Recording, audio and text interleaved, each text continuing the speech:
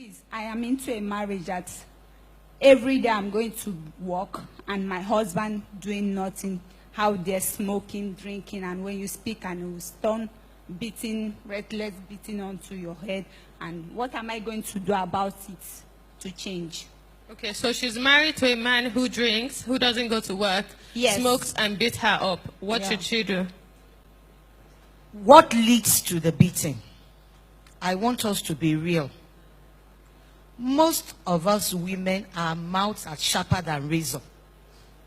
This man is already down and out, and then you want to stamp on him. He would react, and the reaction would be blows. A man that is at home, not going to work. Was he working before? If he was, what led to his staying at home? Did he lose his job? Or you married him knowing he was a layabout? You see, that marriage is not easy. I'm not beating you down, my sister. I was in an abusive marriage, but I was the agent of that abuse. Because my mouth was very sharp. My husband was a military man. You can imagine a man in the office who is a senior officer who controls men. When he says a word, they all say, aye, sir. And then you are talking to him as if it's nothing. He cannot tolerate that. So I want us to go to the beginning. Examine yourself. What do I say to him before he begins to beat me? Should I change the tactics that I use in addressing him? If you married him a smoker, a drinker, you know what comes for, drinking. Because when you drink, you lose your senses. You are no longer in control of yourself. If you married him like that, believing that you will change him, then you have to stay in there and continue to pray. But if circumstances of life turned him to what he has become, you have to pray. And then avoid situations that would aggravate him. And then you pick up your cross and pray. There is nothing prayer cannot change. But you have to pay the price. It's not automatic. You can't go to work and cook for him, or you refuse to cook for him, or when you cook and he's eating, you are telling him, you sat down there the whole day, you didn't do anything. Now you are eating. See your mouth so you can eat. How much money did you bring for you to eat? Oh, you want to eat pala, you want to eat fresh fish. When your money can't buy your kweko, and you expect that man to keep quiet. Sometimes we are the architects of our problem in these marriages. But like my sister said, if that is not the situation, you have examined yourself. And in all honesty, you found out that you have not in any way made this man to beat you. And the beating is getting to a dangerous level. You need to step out of that marriage for a season. But I don't want to say I can bet on it. If you find yourself in that situation as women, we will not be the lamb. We are likely to have overstepped our bounds by the kind of abuse we will rain on that man's head. So we really need to temper our mouths. We really need to humble ourselves. Because you are the provider today. You don't know tomorrow. That big job that is fetching you so much money, you are big madam at your place of work. What happens if you are retrenched and you have to sit at home? And then the Lord picks that man up, raises him up, and sets him amongst kings. What do you do? So basically, I would say the woman has a lot of work to do. And that is humble yourself and become a prayer warrior. Because there is nothing God cannot do. And I want every woman who has the opportunity to go and watch this movie, The War Room. When you watch that movie, you see the power of mentoring. An older woman mentoring a younger one to be the best. That is what we should be doing here. The older ones, the ones who have experienced life. Let us mentor the younger ones. So that you don't go into marriage believing it's a bed of roses. We all get carried away with the landmark, with the sugar band and everything, the 6-year cake, and you want to dance ada, and you think from then on it is bliss. It is not. It's a lot of work. For your marriage to work, you must be committed that you are in it to win it, and nothing is going to shake you.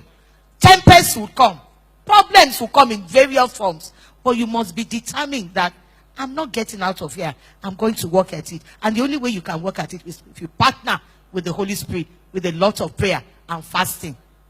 Praise the Lord. Okay, so we'll have our last comment come from Pastor Shola David Bora. I think Pastor Roti really made the point I was going to make, about just making sure you're not the one that is making the situation worse. Too many times we're trying to help the Holy Spirit. And the point I made earlier about who are your eyes on? Because when you go into marriage, I remember when I was going to marriage, one of my prayer points was, Father, into your hands I commend my spirit. Because you don't know the person you are marrying. No matter, you might have known the person for years, but yeah, it's you and God that you're going into the marriage. And I'm telling you the truth, if the real person shows up after marriage, even you've been pretending all along. They've never seen your hair untidy. You're always well behaved. The real you, shows up after the marriage, And it's so important that, one, our eyes are on the Lord for all our needs, honestly. I remember listening to an interview that Michelle Obama had. I just stumbled on it on CNN. And she was talking about how her marriage was getting very rocky. When the husband decided to be a politician, he would disappear on Sunday night and come back on Friday, she alone with 2 young children, and things were so bad, he was about to break up. And she told herself that, okay, what are my needs? She said she looked at herself in the mirror. What are my needs? Okay, I need somebody to help me with this. I need somebody to help me with this. And she realized that part of her frustration was that she was expecting this man to give her some things, which, one, he wasn't available to give her. He was not able to give her. And she said when she actually broke down the things that she needed, decided, okay, her mother can maybe help her with this. She will look to this for this. She will look to this. That it took a lot, yes, a support system. That it took a lot of the pressure. Because there are things we're asking our husbands to give, they don't have it in them to give. I'm telling you. What you're looking for, the man doesn't have it. And it brings a lot of frustration. So the point I'm making is, let us, one, keep our eyes on the Lord as our provider, okay? And look at support systems for some things that we might not be able to find or get from our marriage. And pray. If you haven't watched The War Room, go and read it. Go and watch it, okay? It will help you greatly. And the Lord will help us, because it's a process and it requires a lot of patience. But if we genuinely are trying to please God, not anybody, relatives, friends, or whatever, just keeping our eyes on God and reverencing our husband. One more thing before I leave the mic.